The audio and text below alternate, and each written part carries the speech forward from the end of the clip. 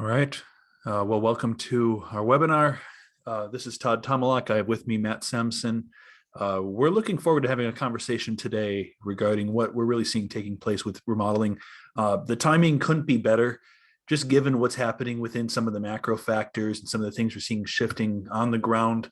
But we'll just give about 10 seconds before we jump into the content.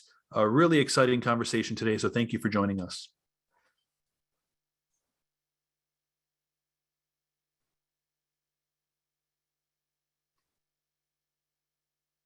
So as I mentioned, we're at a pretty unique point in thinking through what's happening next with remodeling.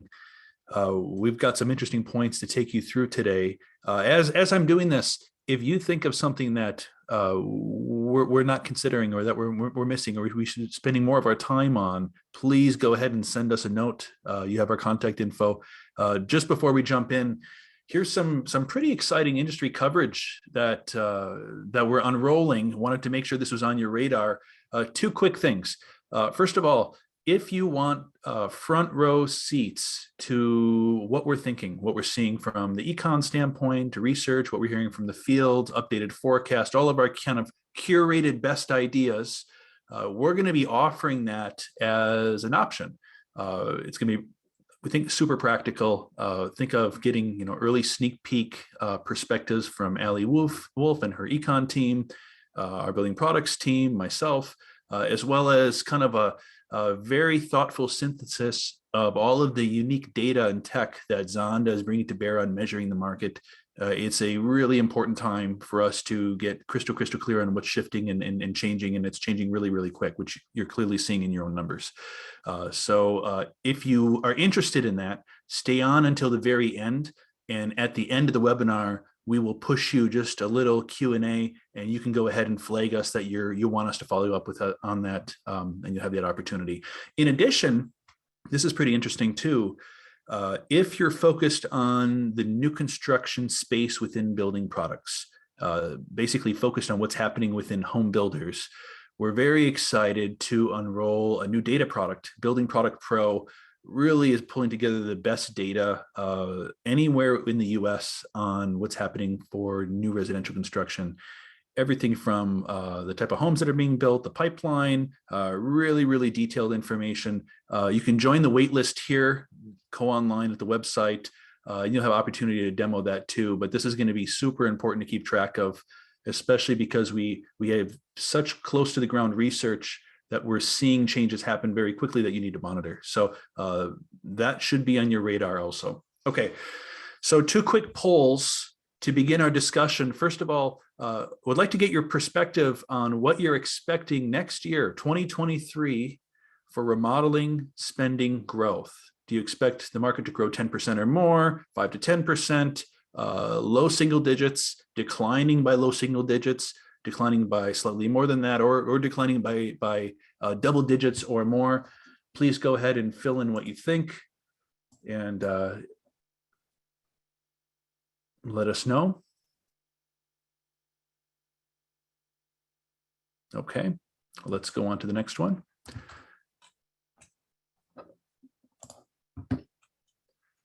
And our next poll, apart from the industry growth question, and I'll share the results of that later on, we'll be able to follow up with that. Apart from the industry growth question, which we're going to continue to track, we're spending a lot of time thinking about what's changing, but there's all these other type of topics that are extremely important that are going to change not just the operations of the business, but who gains and loses share, who gains and loses profitability.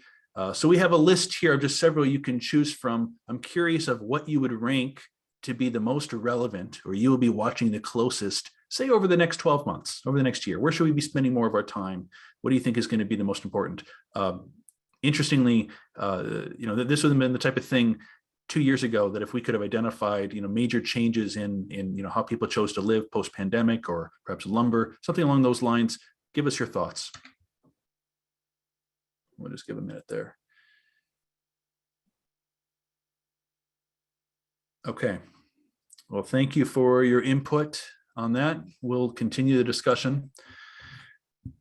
So a brief summary. I'm going to give you the the major takeaways right here, take you into the detail, and then I'll show you the specific forecast numbers of what we're thinking for home improvement at the very end.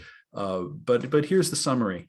So we're thinking through a fairly cautious economic slowdown, 2023, 2024, with remodeling being a pretty attractive subset of the economy compared to other segments. I'll give you some details on that. And you will definitely want to chime into Ali Wolf and Tim Sullivan's presentation later on when they have their economic update. A whole lot more to come, which I'm excited to see, and you will too. From a historical perspective, really there's only two data points that we can reference in the past 100 years where we saw significant stagflation combined with Fed tightening, and we have remodeling information. Here's how they played out. So in the past 100 years, in one of the periods, we did see remodeling fall, pretty different by segment, and then it recovered. The other segment, 1921, I'll give you just some historical context there. It did power through. Obviously, there's a lot different than 100 years ago. Remodeling is cyclical, so it did cycle down in that 79 to 83 scenario, but it was far less of a decline than in new construction, although there were numbers given up on the net income side. We think you should be watching very, very closely what's happening with real income. Probably more important than what's happening within existing home sales and some of the other headline housing numbers, and real home price changes. Critical to watch, really useful as we think about what happened in the 70s scenario. And then within the remodeling spectrum, there's this subset of home improvement called, we might identify as like mid-priced remodels, where you're not moving walls around. It's not really maintenance and repair. But you are updating the materials and the nature of the products, but without making major structural investments. That's, we think, the most interesting historical segment. And I'm going to show you some of the interesting things that are unique going forward that we think do support that for the next few years too. Here's what we see going forward. So I'm very cautious about kind of making these grand sweeping statements, but I can't think of a better way to say it. We're in a pretty unique time period for home improvement. Just like the prior 10 years was unusually low in terms of the count of remodels per household, we're in a unique time period now, this 10-year period, 2020 to 2030. We just very well might look back at this kind of 10-year window, which we're early on in, and we might identify it as a pretty special time of remodeling. We're kind of coining the phrase the golden era of remodeling, but absolutely, with the recession stuck right in the middle, which is right we're on the precipice of right now. So cyclical slowdown now. We expect to see growth resume when prices stabilize. I'll show you the historical context for that too. The recession that we might see in the next year, and it's hard to call the specific timing on this, does affect the timing and the details.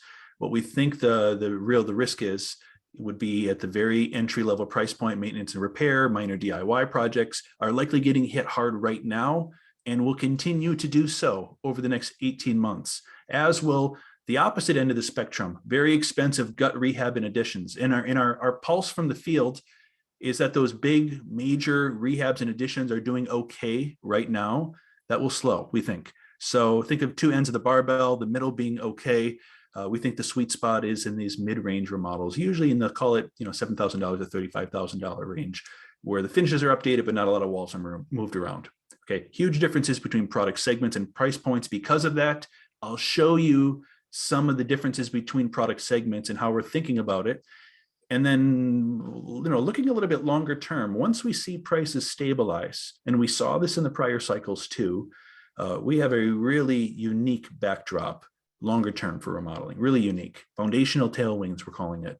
And I'll show you what some of those are. But these are all the type of things that really are immune to pull forward. So we know they didn't drive any project volume during 2020, during the COVID boom, but are really important moving forward. Are going to accelerate from where we are right now.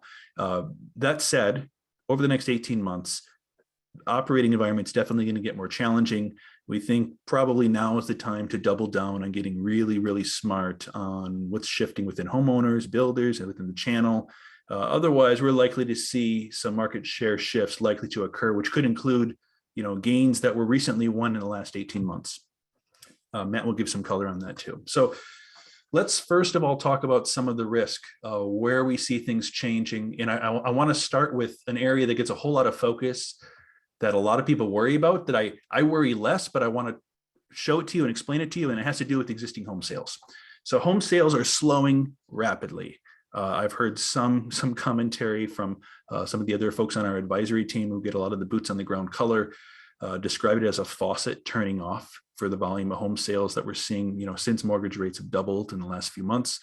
We've also seen it in the news. I'm picking on some of the ones that were headlining: Redfin and Compass, obviously announcing the layoffs. Some of those were planned, but really rapid decline in the pace of existing home sales, down 17% just from where we started the year on a seasonally adjusted basis. And that existing home sales print likely is going to get below 5, maybe in the 4.5 or even lower very, very, very soon. Remember, it takes several months before the closing shows up in that number. And the reason that existing home sales decline will get a lot of focus for home improvement is because historically, if you were to pull together like a regression and line up existing home sales turnover next to home improvement spending, there was a pretty high relationship between the two. That lasted until about 2018, and we're not the first to find this information. Home Depot demonstrated this in their internal numbers. This is just a piece of their 2018 August transcript earnings call. At that point, remodeling was growing and existing home sales was falling, and they got some questions. Carol Tomei did a great job of hitting, exactly why it was the case that correlation broke down. Essentially, what we have is that the relationship between existing home sales and home improvement is overstated. It's overstated. It's multicollinearity. So if you're into stats, that's the term. It has to do with other factors. It absolutely does drive home improvement spending, but we think not as much as what you'd think. And this is what I mean. So it's an excellent analysis that the NAHB did using the Consumer Expenditure Survey, looking at the amount of spending. Usually the story around existing home sales driving remodeling spending has to do with the fact that people that move recently do spend more on home improvement. And we completely agree with that. These numbers are correct. But I want to show you how they scale. And this is what it's really important for you to have this as you think about the numbers that are coming in over the next few months, that existing home sales number going lower. So if we just take these numbers at face value, just looking at homeowners, we can talk about renters separately, this would be the net effect. So you have 84 million homeowners, 4.5 of those are spending about 5.7 thousand each. 79 million are spending the lower amount, the amount that non-movers spend. That roughly gets you an estimate of 260 billion. I should have billion on there, not million, in spending. But suppose, just as a thought experiment, that 100% of existing home sales paused, right? 100% of existing home sales paused. It went to zero, but home prices were stable, incomes were stable. We didn't see credit dry up. The rest of the macro factors kind of continued on. It was just the mobility number that declined. Well, we wouldn't see the spending from those movers go to zero. They would just spend the same amount that non-movers spend because they would just not be mobile, which means that you have a market size that drops from 262 billion to 250 billion, which is only a 5% haircut. That's if existing home sales turnover went to zero just from mobility in a 1-year period. Now, obviously, all these things tend to cycle together. Existing home sales going to zero would also drive changes in pricing. We would tend to see incomes drop because they're going to zero because of a recession. All those things were taken into consideration. But the point I want to have in mind is that really we're far more focused on those other macro drivers in the near term, trying to think about where home improvement are going in the next few months, than we are worried about the effect of people just being less mobile. Because less mobility we can weather. We can't weather declines in home prices and income growth. So that being said, here's real income, real personal income, what's happened on a rolling 12 basis, going 3% negative year over year or 2% negative year over year. It's going to be 3 within the next quarter. This is a big flag. This is a big reason to have concern, at least in the near term numbers. And here's why. Let me show you how we think about this. So if you divide let's just pick on homeowners, homeowner groupings into 3 ways. So let's say we take them and divide them by households that earn less than $60,000. That's about 32 million of households. That's 40% of homeowners. They account for about a quarter of home improvement spending. Then there's this middle group of homeowners that earn more than $60,000 but less than 100K. That's about 23% of homeowners, and they account for about 20% of remodeling spending. And then the remainder of households that earn over 100K, they almost account for 60% of the dollars. But the way it turns out is as we see some of these increases in input cost increase, if we look at how these households' wallets are balanced and orchestrated, that below 60K cohort has about 80% of their spending on things that are already non-discretionary, things that they really can't flex on. So I'm talking things like food cost, medical cost, transportation, housing. So just looking at yesterday's CPI print, food costs are up 10.4%, utility bills are up 38%, gas prices are up 59%. Where is that spending going to come from? There's only so much of the flex above that it can be pulled down from. We definitely expect to see that group turn off some of their spending. We think we're seeing that now within some of the DIY projects, the lower price point projects. So that's important. The other thing that I would mention is that obviously the home sales volume is taking it on the chin right now because payment costs are going up so much. I'm sure Ali and team are going to share some really interesting data on that. That really only applies if you're moving. But if you're not moving and you're considering doing a remodel in your home, essentially your payment's fixed. You're still getting some equity from a price appreciation. Perhaps that'll reverse in the next few months modestly. But that buyer is a lot better situated to weather any changes to their overall wallet. If we take remodeling spending by those cohorts, this gets really, really interesting because there are huge differences between categories. So the way to read this is these are just matched by color code. This is the share of remodeling spending by major project type that's attributed by the demographic of the homeowner.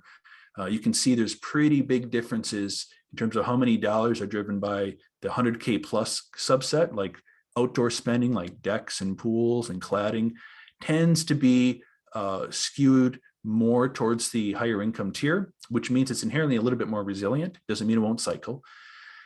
Whereas some of the categories that are closer to the top, roofing, HVAC, flooring, do have more exposure to those lower income groups. Now, roofing and HVAC, we might view some of those as non-discretionary because you have to replace your roof, you have to replace your heater if that's the case. The thing I would mention is that doesn't mean it won't cycle.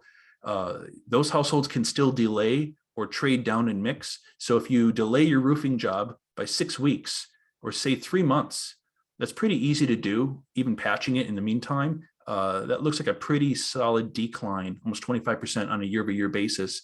Of course, it gets postponed to a future time period. So you still get the volume, but you definitely see a lot more volatile numbers. So what I'm watching for a bellwether of where home improvement is going is going to be flooring as one of those categories because they've got, 21% of the dollars is attributed to these lower, not even that lower of an income, but below the midpoint income households. They will be the first to have to curtail some of their spending, and it's generally a more discretionary project. So DIY flooring is an interesting category to watch, but this detail we're diving much, much more detailed into in our ongoing coverage. Okay, just a few additional data points before we continue. We get a lot of questions on, obviously comparing this existing potential downturn or slowdown versus what happened in the prior cycle. A huge difference between this cycle and the prior cycle is that the equity situation of where homeowners are sitting. Homeowners are sitting on more equity now than they ever have in the history of the data, and relatively safely financed. We haven't seen that much subprime activity. FHA has taken a lot of that volume. Of course, this can shift quickly, but as of right now, this gives us a little bit more confidence that we're not going to see a lot of forced sales, as well as a little bit more confidence on the stability of where home prices go, which tends to be super important for the longer term discretionary projects that people do on their home. Okay, so let's spend some time just going through what history's told us happens for home improvement when we see a stagflation scenario occur. So as I said, we have really 2 data points. Here's the comparison of what we're seeing right now versus some of the historical cycles. So I'm just going to list some of the features that we're seeing right now, and we'll identify where we've seen them before. So here's one: a recession preceded by international conflict and a pandemic. It's unusual, but we've seen it right now. Potentially we're coming into it. Population, the pace of growth has got a lot of press, potentially having slowed, just a slower pace of population growth by about 1/3 of the pace during the prior decade, kind of raising some fundamental questions about where the long-term trajectory of household growth will go in decades down the road. this rapid inflation, potentially followed by a 300 basis point Fed rate. We have some debate on exactly how much overbuilding or underbuilding the U.S. is. But let's say, 3 to 4 years has been thrown around as underbuilding, depending on how much construction is going on. That even could be a little bit too much. Extended build cycles, we saw in new construction requiring unusually long construction times, much longer than usual, which changes when building product companies see revenue from starts too. We've also seen a lot of product shortages and supply chain problems. Lumber surged 250% and then fell 50%. Labor shortages, an output gap, a mismatch between supply and demand. And of course, we've got this energy price surge right now due to oil shocks and potentially double-digit inflation. We don't know. So what's interesting about this list, you probably caught some of the numbers are not quite correct. Like for example, the amount of lumber, the amount of surge in lumber, the actual prices is a little bit different here than what we've seen in the last 2 years. That's because this is a list of all the historical features that we saw the last 2 tightening cycles when we saw stagflation before. So for example, all these ones at the top, these blue ones, recession preceded by international conflict, rapid inflation with a 300 basis point rate hike, this increase in lumber prices, and then a decline. All of that happened in that one 100 years ago, 1920 to 21. Now, it doesn't mean that's our forecast, but it means we should at least look at the data and see what happened then and compare it to what's going on right now. We also saw some similarities, what's happened between 1978 and 82 now, some of these issues with energy prices. So it is very relevant for us to take a little bit of time and think about what happened during those 2 cycles and how home improvement really played out, which is going to be very different than some of the other recessions. So here's how, let's tackle the one that we have better data on first, the 70s and 80s experience. This is really important. So if we think about what happened with residential improvement spending during the 70s and 80s, essentially we saw 3 phases of change in home improvement spending. Beginning in 1975 to 1979, there was this period which felt a lot like how the market felt late last year, maybe Q3, Q4 last year, where prices were heating up, but home prices were vastly outpacing overall inflation, overall CPI. And during that period, which kind of implies that housing is gaining share of wallet in general, during that period, sure enough, we saw home improvement spending continue to grow very rapidly, and it didn't really matter what product category you were tied to. Housing and remodeling was just a great place to be. Obviously, additions has some volatility year to year, but apart from that, it was a great place to be. That held true until about the end of 1979 in Q4, when we really saw pace of construction within, not construction, but pace of home prices began to peter out relative to inflation. So after October 1979, home prices really didn't keep up with inflation, which means inherently that housing is losing some share of overall spending, probably to things that are not discretionary, like food and other things. When that happened, over the following years, we did see declines in home improvement spending, especially considering the amount of increase in mortgage rates, how expensive it got to be to move and to improve your home. And then once the prices stabilized after 83, we saw just a huge increase, double digit, over 20% in each category. In some cases, well over 20% once prices stabilized, and it held on for the next few years. So here's the big conclusion here. If we were to compare by product category, which part of the markets grew the fastest and which part of the markets grew the slowest, say between 79 and 82, which would have been the toughest place to be. Right now, the market is starting to feel like late 1979, where we have questions around where home prices are going to be relative inflation. Inflation's heating up. We're seeing clearly housing, transaction volumes slow down. If we were to go and replay this tomorrow, 79 through 82, but begin it now, what we would learn is that it was a really bad time to be in the additions business. They had some postponed projects from 79 to 80, which showed up, which we very well are seeing right now, but then huge double-digit declines from 81 to 82. But there is this interesting subset of interior alterations, which are, you're not moving walls around. These are kind of those mid-price remodels that I alluded to, as well as some outside projects, things like siding, that did have a modest decline one of the years, but otherwise continue to power on pretty well. Now, obviously, there was inflation in this too, which means that on a real basis, they still saw declines. Bear this in mind when I show you our forecast later on, but I think this is a super important historical context that we didn't see all remodeling products cycle at all the same. There was really big differences between the scale of spend. When we look at what happened with home prices during that time, it does make sense. So as I mentioned, we get a lot of questions about what happened for home prices in the 70s versus what happened in 08 and 09 and 010 during the financial crisis. Not at all comparable. Despite the huge increase that we saw in mortgage rates, generally in the 70s and 80s, we saw home price, the pace of appreciation slow down, and it went negative briefly, but it generally held the level. So we didn't see a whole lot of forced selling. We didn't see anything like what we saw in terms of depreciation for housing in 08 and 09. And that's important because we know that when we see home values decline, it impacts almost every element of home improvement. It impacts the average ticket, and all of those interior and exterior kind of discretionary updates would be really sensitive to that shift. But we didn't see that in the 70s and 80s. We did see the pace of it slow, which is really important context for us to have. And then from a more fundamental standpoint, obviously, like, consumers have finite amount of money that they can deploy on everything, their housing, on their living situation. One of the tools that they have in their hind pocket is, if you can't afford to buy a home, and if rent hikes get to the point where you can't afford to even stay in your rental unit, there is always the option of moving in with others. This could be moving in with other friends, moving back home with mom and dad, whatever that might look like. We did see that happen to the headship rate and to the number of adults per household when inflation really got its worst in the early 80s. And the order of magnitude there is pretty important. If we were to see the same amount of, let's call it, household resorption occur now, today, as occurred during the 1980s, it's roughly equal to about 2.5 million households, meaning that you have a 2.5 million households today that basically, evaporate, move in with others, but they did come back.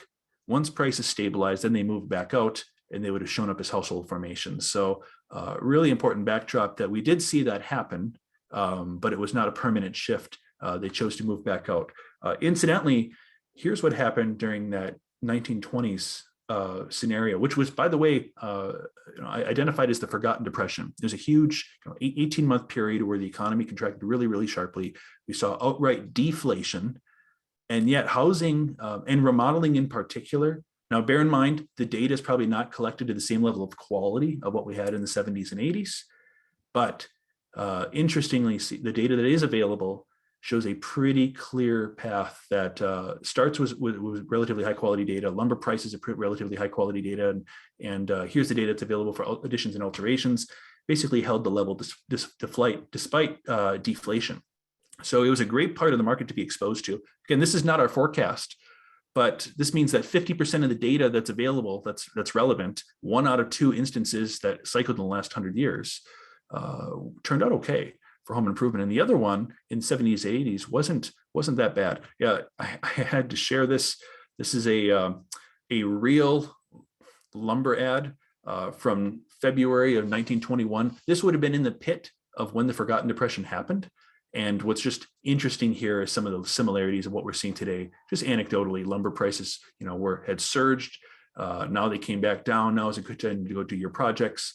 I love the "we are underbuilt" pitch, claiming that the country is 3 or 4 years behind on its building program. Some of these things sound similar, in tone to the things that we hear today. Certainly that would be great if that was the case, because of how strong remodeling and housing did, despite the overall slowdown. We're not assuming that has to even happen. We're assuming something that's more conservative, which I'll show you, but it's good to see that has happened in the past. Okay, let's just pivot to some of the foundational factors that I mentioned that really cause us to be much more positive on our longer term view. So we have to be very open and honest about some of the things that we're turning down. That real income decline is a big issue. This credit squeeze that we're seeing right now is a big issue. We're going to see transaction volume slow down. That's an issue. But what positive things are there out there that we need to be aware of?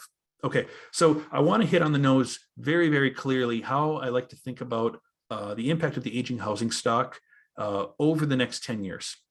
So this is something that gets a lot of discussion on Wall Street, generally at a high level. A lot of kind of general discussion around older homes requiring more spending, but I want to put some hard numbers on that and show you just how different it's going to drive between some of the product categories. So we have a few different classifications of spending.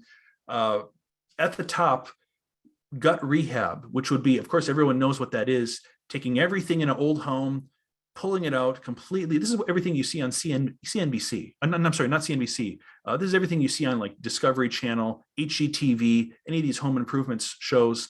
The way to read this number is compared to the average US home, the number of projects or the number of gut rehabs that occur versus the US norm. So a home that's 50 to 59 years old is 31% more volume of gut rehabs than just the typical US home. Now that's impressive considering that the typical US home is not very old.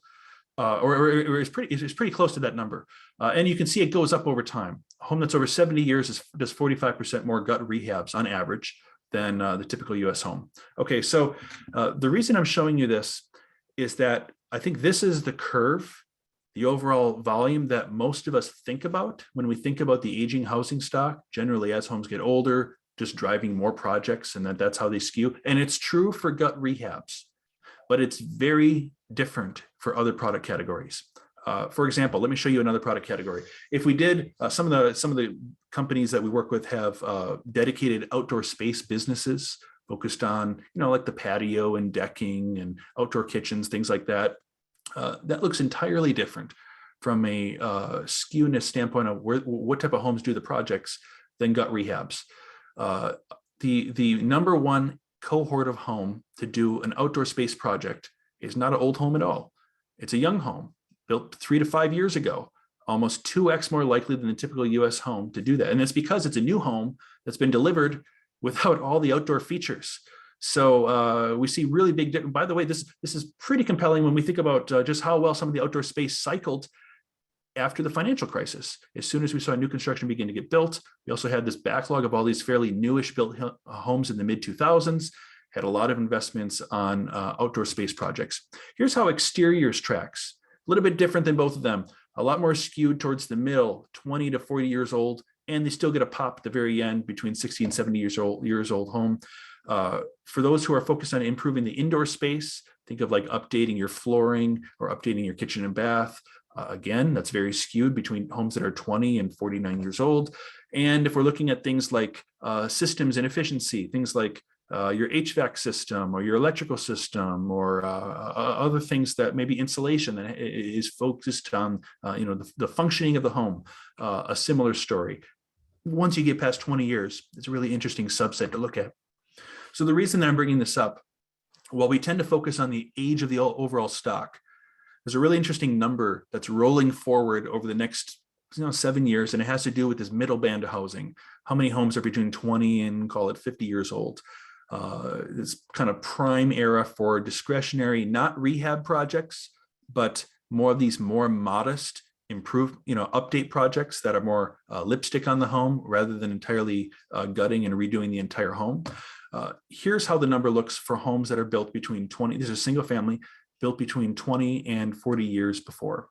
So during the mid 2000s, when we saw the huge, obviously the pre-financial crisis housing bubble, all that spending was not being done on homes that were 20 to 40 years old. That was being done for other reasons. But what we have structurally right now is a tailwind factor that we didn't have before, and it's just beginning to play out, is just the raw count of how many homes are in that nice window of 20 to 40 years old that will have to be, updated. The fit and finish of all those homes built in the early 2000s. Now they are finally ripening, coming of age. What I like about this is that none of this is pulled forward. We think most of this was not hit during COVID because so much of the spending was focused on outside the home and is still in the pipeline. So if we see a disruption happen in the next year, a lot of this volume is still there. It will still be there afterwards, and we'll see that bounce even further. Very briefly, I want to comment on, I shamelessly stole this chart from Allie. It's fantastic. She does a great work on thinking about what millennials are doing for housing. Really, the demographics of these first-time home buyers could not be better from a home improvement standpoint. We think that the effect of trying to buy a home, though, post-COVID really adds an interesting angle to what's happening with remodeling spending. And what I mean is, I don't, if any of you listening have attempted to buy a home in the past 2 years, it was a very unusual environment. Unprecedented shortage of for sale listings. It was hard to get a home. You'd run into situations like in this image where many people were waiting or bidding versus one another, trying to get one of the few homes that was available. And very often they were doing it in a rising cost environment, which means they had to settle. Maybe they couldn't afford or even find the type of home that they really wanted. Okay, that's an important statement because we just did a study looking at the building products, and this is the type of thing that we're going to examine, more further in our ongoing research. But looking at people who did have to settle in their home, meaning that maybe they shopped for a home in the last few years and they found the perfect home. Much more likely, though, there was only a few homes to choose from. They had to pay more than what they wanted, and they got a bunch of things in the home that they really didn't like, and now they're stuck with it. So what does that do for remodeling? Because that's a backdrop that we didn't have before, but we do now. Here's how we tested it, and then I'll show you the results. We did an enormous poll of people who had purchased a home recently, and we just had them we sent them a little slider on their phone, and they could just very intuitively slide to the left or right. On the home that they got, did they get exactly what they wanted, or did they felt like they just had to settle somewhat? And they could slide it all the way to the left or all the way to the right or any place in between. And underneath, we didn't tell them this, but we tracked where they left their slider and we scored that number. And what we found was that it was really interesting because very, very minor differences in the amount of how much they moved their slider, whether or not they felt that they got exactly what they wanted in the home or if they had to settle, were super predictive on not just if they did remodel, but also if they were planning to remodel. All you needed was a 14-point spread, and that drove a high likelihood that they were planning to remodel. And by the way, we could back test this too and see how many people actually did remodel, and it held up really well. Okay, so here's one way of thinking about this. You need 14 points. People to basically say, hey, I just slightly had to settle, and now I'm gonna have to fix whatever I don't like on my home in order to drive a remodel. We were also able to look at the characteristics of these individuals demographically and understand where they're coming from, to understand what typically caused them to have to settle and be dissatisfied with their existing home, that now they're going to have to go remodel. Here's what we found. If it was one of these people that got one of those, call it middle-aged homes that we were talking about, 21 to 40 years old, that immediately skewed them slightly 3 more points that they were likely to have indicated that they had to settle. We're looking for 14 points overall. If they work from home, incrementally another 3 points. If 2 people work from home, it doubled that up to 6 points, right? They were more likely to have been dissatisfied with the home that they found. If it was someone who is below 44 years old, so we're capturing all those first-time home buyers in this and then some, 6 points more likely to have had to settle. If they have someone who's trying to school from home, 13 points more likely. And if they bought any time in the last couple of years, that's incrementally gets them 14 points all on their own. We're deep in the category here. Combining just some of these in terms of identifying who had to settle and were generally unhappy with the home, even if they got one in the last few years. Why does this matter? Why does this matter for home improvement? Because it turns out that we can predict really, really well what type of home improvement projects they're going to do based on how much they agree with the statement that they had to settle with the home that they got. So the people that are happy with their homes, think of someone who got a new home. Turned out that it didn't take much for them to have to indicate that they're going to go do an outdoor deck, probably because of the data we saw earlier, that they already have a home that they're generally happy with, and they just have to update the backyard. Same thing for little improvements that are aesthetics, like lighting, that maybe some of it was done or they just want to update it. But look what happens for the people that really felt in the past few years that they got stuck in a home, maybe because of how tightly traded the market was. They just didn't have the features that they wanted, or that they were priced out. The vast majority of those indicate that they're planning on redoing the cladding. Maybe it's ugly, but that was the home they had to buy. They want to update the basement. They didn't have enough square footage. And we also see a lot of projects skewed towards kitchen and bathroom model, heavy interior projects that you don't necessarily have to move the entire structure of the home, but there's definitely a potential for a lot of refreshes to happen. So we think that this is going to play out in a really important way as we see the market begin to settle in the next 12 to 18 months. More on this in the future. but wanted to share that, have more on that down the road. But it's important backdrop to know that you basically have this cohort of households who they're in a home, but the quality of match that they've had, say versus prior decades, even prior, not even that far prior cycles, is likely poorer because they had to buy whatever was available, and there's a shortage of housing. So now I'll turn it over to Matt, who will go through some of the perspective for what we're seeing for implications for manufacturers and channels. Thanks, Todd, and thanks to you all for joining us today. We're going to downshift the next several pages and really unpack a couple of themes that have been coming up in a lot of conversations with manufacturers and sales channel associates. And hopefully this is timely. We know many of you are deep in planning for 2023 and or for a downturn. And it's notable that all the research I'm going to share is among, Todd talked about a lot of homeowner research. I'm going to be talking about a lot of pro audience research. So there's no homeowner or DIY in what I'm going to share. So, so let's jump in.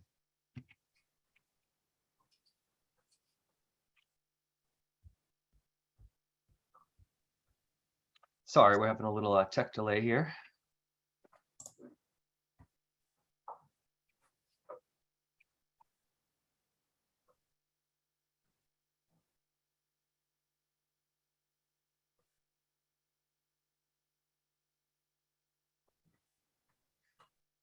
Okay, so there's been a lot of discussion about the hoops that suppliers have really had to jump through to help their customers during the pandemic. And we wanted to dig in with some quantitative research and see how they've been rewarded for it from a loyalty standpoint. So the punchline, as you can see here, is that loyalty has actually increased since the start of the pandemic. And it's important to note that the way we define loyalty in this particular instance as the level that pro customers change suppliers, whether they change suppliers more than typical pre-pandemic levels or less. And so if they changed less, then we said they're more loyal because they stuck with their suppliers. So let's break down how customers change their supplier base. About a quarter significantly change their suppliers, or even completely. So by this measure, we're saying they are the least loyal. Just about 1 in 10 change their suppliers at the same rate as pre-pandemic. So very few neutrals. People took a strong position here. And then more than 6 in 10 changed less than usual. They're green, they're the most loyal, and frankly, it's a very high number. So why is that, we asked? Well, it's a mix of reasons, and all the way from suppliers protecting volume, really not wanting new customers at the time because they wanted to make sure with supply chain challenges they were supporting the ones they have, to suppliers really stepping up their game with much more digital communication, commerce capabilities, etc. But the other important thing to keep in mind is the way we define change for this analysis. It's a bit of an acid test. Most contractors and builders maintain a stable of suppliers. So to actually change one, actually stop using, is a pretty extreme measure. And you're going to see when we attack this from another angle in a moment. And even though only 27%, the ones that we defined as least loyal, were a lot fewer than the 60+% loyal, it's still a big number, and it's important to understand what drove them away. And it's really a mix from universal issues. You can see here 85-90% really cited product availability and price. You don't have the product I need, or I just can't pay that for it. Others were more customer experience oriented, from service, product delivery, the amount of people you had in staff, to online ordering, meaning they went somewhere that had it because you didn't. And lastly, to credit and payment terms.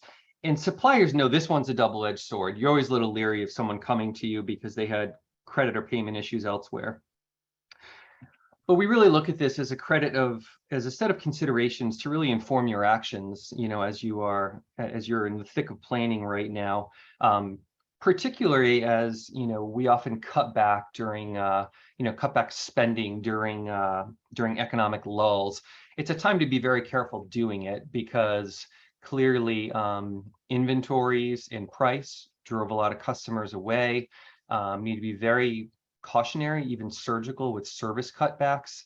A lot of the strongest suppliers out there, said they, kind of quote unquote, stepped on the gas when it comes to innovation. And you see above where it paid off on online ordering, that pulled people away from other suppliers who didn't.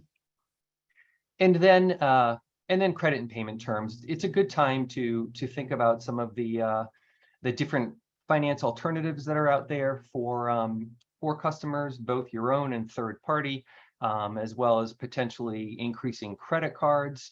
Obviously, all the while watching your receivables. But then we also looked at loyalty from an omni-channel perspective, and it gives a pretty different lens or cross-channel. And by omni-channel, we really mean pro purchasing between, from pro dealers to two-step to e-commerce. And we know suppliers in our industry, we don't always focus on or even give much credit to other channels. But this shows really how important it is. We asked pros how much their purchases changed by channel. Did you buy more? Did you buy less? Or did you buy the same? And some pretty interesting results. And these are flows. So it's the percent of people who said they bought more. It's not the amount more that they actually purchased. So what's the scorecard? Turns out big box and manufacturer direct were actually the winners from a channel shifting perspective. As an example, big box, 39% of pro buyers said they bought more of their product from big box during the pandemic, and only 19% said they bought less. So what we're really focusing in on here are the net flows. You gained 39, you lost 19, net you gained 20. Manufacturer direct also did really well. Biggest drop was two-step. And then lumberyards, e-commerce, and pros really fed in the middle. So this begs the question, to builders and contractors, where do you go from here? Are these shifts permanent? And the data shows that it's really a split jury on that. About half are saying mostly temporary, about a third mostly permanent, and then a large, more than 20%, almost a quarter, are saying they just don't know. And when there's this many people up in the air, we think it's an important issue to really dig into. One of the things to really remember is whether your sales on the supply side are up 5, up 10, down 5, is that there's a lot happening beneath the surface, before you get to that net number. And so seeing all of these channel shifting behaviors and shopping behaviors, it's a great time to really dig in and analyze your customer segments, and even down to your individual customer patterns, their frequency, who is lapsing, who do we need to get back. It's also important to objectively look at other channel offerings. You may fully earn back your customers, but something initially did drew them away and may have even changed their requirements along the way. So we're going to switch gears here for a moment. I'm going to kind of take you up the mountain and back down again. We asked about 750 pros for one word to describe the industry before the pandemic. Write it in, no multiple choices. Here's what they said. So two key kind of qualitative takeaways here. One, it's very, very positive. And two, there's really not much variety. Look how much booming is here. It's kind of dominating the page. The times were universally good, and and the feelings were very consistent. On the quantitative assessment side, we also did a quick machine learning exercise to analyze the sentiment of what came in. and it was 95% positive, which quick scan of the words, they're mostly good until you get to the really tiny ones. So now back down the mountain, unfortunately, we also did the same and said, since the pandemic started, give us that one word. Pretty different eye chart here for two reasons. One, obviously the words themselves are much more negative. Machine learning said it was actually 100% negative is how it was kind of objectively measured. But more subtle, look at the variety. There's actually a lot more words and a lot more, color on the page here than the past one. And that really indicates different people and different segments are experiencing different things as we go through these challenging periods. So to understand more about the variety of response, we wanted to go in and look at the challenges faced by segment. We asked, what's the biggest one challenge facing the industry right now? Not even just you, but the overall industry. Again, some are universal. Supply chain, general economic concern, whether it's builder developers or contractors or manufacturer suppliers, they're all very high. Interestingly, manufacturers and suppliers feel this the most acutely. And that makes sense if you think about the switching data we just looked at. They're worried if they don't have the product that the customer wants, when they want it, then somebody else might. Some segment tilts as well. Contractors with the frequency of jobs they have are feeling the labor crunch the most, while builders with the much higher ticket prices of their jobs are feeling the rate crunch the most. Affordable housing, environmentally friendly building products, pretty polarizing as a top issue. And then we rounded out with land availability and resale inventory, both being too low. Not a high level of concern, particularly when you move away from the builders and developers. So I'm going to hand it back now to Todd, who's going to wrap us up. Okay, so one last thing, if you're still with us, so we're going to show you our forecast, but I just had to share with you one thing that we're looking at next that I don't think the technology has existed for us to look at it before this point, but it does now. And so just a sneak peek, of course, as the industry starts to pivot and as we see slowdowns, we've always kind of been anecdotally aware of the premise of keeping up with the Joneses. And obviously that changes during a recession too, when you see your neighbors and they were spending and now they're spending less. Of course, we would expect spending to change, but it's hard to measure, right?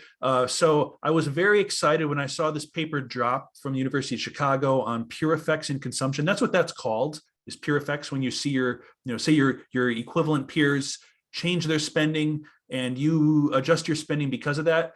Let me just show you what they found, and then we'll apply it to what we're looking at for housing. So what they found is because of fintech, the data exists out there now where we can look at someone versus their peers. If you do nothing else but show them the information of where you're spending, and then you share where their peers are spending. The big finding from this paper was that as soon as you gave households that information, whatever they're spending, that your peers are spending more or your peers are spending less, that households over the following 12 months changed the course of their spending in direction with where their peers were. And there were big differences. So overspenders, people who are basically spending more than their peers, were much quicker to cut the amount of spending that they were doing, almost 4 times faster to cut their spending than those who are underspenders to increase their spending. So the reason I'm sharing this, you might have seen that Zonda acquired a satellite imagery company. I've got this nice army of AI engineers in the background. Very interesting because it allows us down the road. This is a data set that we're looking hard at to measure things around home improvement and housing that would have been just prohibitively expensive and impossible if we didn't have this type of tool. So, for example, live fire study here. This is a photo taken May 2020, which would have been during the pit of the pandemic. These are all homes. This is in Georgia. These are all homes that would have been McMansions that would have been built around 2007. And so what you can see is generally, we're able to identify where their landscaping is. And there's a little bit in the backyard, a little bit of hardscape, but not a lot. But look what happened over the course of the pandemic. and thinking about how when we see our peers spend on things, how we tend to, follow in close lockstep. So here, this house in November of 2020, 6 months later, they were working on an in-ground pool. You can see they were building an outdoor pavilion, but we can make a time series of this because we have the satellite data. This is the same home 6 months later. You can see the home's finished, and it's got just gorgeous outdoor hardscape. And some interesting outdoor landscaping. Interestingly, what we saw in the neighborhood nearby, here's their next door neighbor, 6 months after that, working on an outdoor pool. Here it's completed. 6 months after that, we have the time series. And incidentally, if we zoom out, all the red boxes here are pools now in that neighborhood. Because we track, we already do this, but because we track new construction projects as they hit the ground, you can see that this neighborhood is just continuing to grow, basically building off of this home that was this group that was built 15 years before. And all those new homes are going to have outdoor projects, which we will be able to track and monitor. We're going to be doing things like this for all sorts of features on the home. Think of like identifying where all the ugly homes are and all the ones as they're changing, as well as we can do some pretty innovative things on the inside of the home too. So if you're a building product company, you're interested in kind of looking at those type of questions. If this is exciting for you, shoot me a note privately. We'll figure out a way to work together on this. But it's going to be really exciting because you never could have tracked neighborhood level information before. Now we're going to be able to do that. So here's one. Let me just jump into our forecast. So here's our forecast. Thinking about what's happening with home improvement spending, 2022. Now these are nominal dollars. Three very different stories. 3% growth for the full calendar year in maintenance and repair spending, mid-price remodeling growing 12%, 8% growth in major projects and additions, but this assumes 10% of price increase loaded in. So you have declines in 2 out of the 3 categories. And the way the math works out, a lot of this falls in the second half of this year. There's a pretty healthy backlog of projects that are going on, especially around kind of the mid to higher price point projects already planned, still happening. The timing will be interesting on this. Here's our forecast, how we're thinking about approaching next year. Minus 5% nominally for maintenance and repair, minus 7% for those major remodels. And the mid-price remodel still positive. However, you've got 7% of price loaded into this. So it is negative across the board and double-digit negative for some of the categories. If you want to see the future years, reach out individually. We're going to unroll that as we get additional coverage in depth, but that's what we're thinking right now. So just to recap, do plan for a cyclical slowdown. We're starting to see that right now, with remodeling being a pretty interesting subset versus other parts of the economy. There are 2 periods in the last 100 years when we saw a similar cycle of tightening and stagflation and what happened within housing. In both cases, remodeling was a pretty interesting subset to be. In one of those cases, it powered right through, and you can go examine that data. We do have that. There's this subset of mid-price remodels, which is the most interesting historically, and we think it could play out well again in the next few years. Taking just a step back, looking further out kind of through the cycle, there's a lot of really unique things that are driving home improvement that really weren't the case during the prior cycle or the cycle before that, or even in the 90s, but they are the case now that we think will drive marginal remodeling project volume, which is important. So be exposed to the right subsets, be exposed to the middle, and keep your nose super close to the ground over the next few months, because we think that the make of the market is going to change quite a bit. So I will go ahead and stop sharing my screen. By the way, if you'd like to get more of our content, go ahead and sign up at Zonda Home, or you can click the QR code here, sign up to our YouTube channel. This information will be posted soon. And I think we've got about 2 minutes for Q&A. If there's other questions, go ahead and ask, and we will try to follow up with that afterwards. But any Q&A, we're happy to address at this time.